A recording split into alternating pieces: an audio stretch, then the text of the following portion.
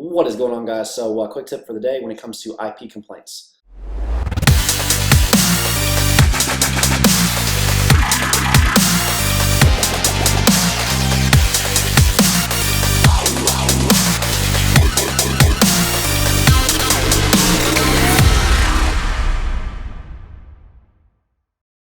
So if you do get an IP complaint, the thing that you need to make sure you're doing, and just to recognize, if someone complains and you do get, and Amazon does give you the email of the complainant, and you can see it, you can email them, and I recommend emailing them, and if the email actually bounces back and says error, and you can kind of see that, hey, this isn't a real email, that's strange, then that can be evidence when you send to notice dispute saying, hey, this is strange, the email is not actually a real email, so we believe this is a fraudulent, or attack on our business. This isn't a real brand actually sending us, legal issue. This is just something that we are.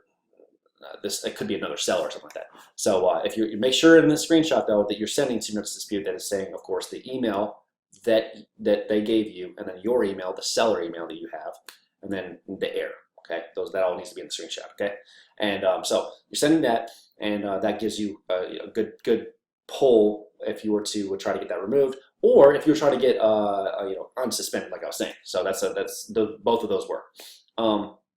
Also, if you're doing something, or if you're sending an email and trying to the IP, or in regards to the IP to the brand, and if they were to just ignore you, it was a real email, you sent it to them, and it's not bouncing back, it's just going right out to them, and they're ignoring you. You've sent multiple attempts, you've even called them, they've ignored you. I like to kind of just keep sending emails for forever, pretty much, but there will be a point where it's just like, okay, after a week, okay, it's time to actually just go ahead and let notice dispute know that we've reached out as many times as possible, and they are not responding. So send a screenshot of that to notice dispute and say, this is what we've done. We have reached out to them, and then also say that they also haven't given us a test buy, and in order for them to legitimately, according to Amazon's policies, I always say use Amazon's policies against them. According to Amazon's policies, they have not had there's no test buy. They haven't test bought from us to provide evidence, so that they know for a guaranteed fact that we are infringing on their intellectual property rights. Okay, so that is a part that they do have to have, that brand, but the particular brand has to have. So if they were to ignore you, you can obviously use that part.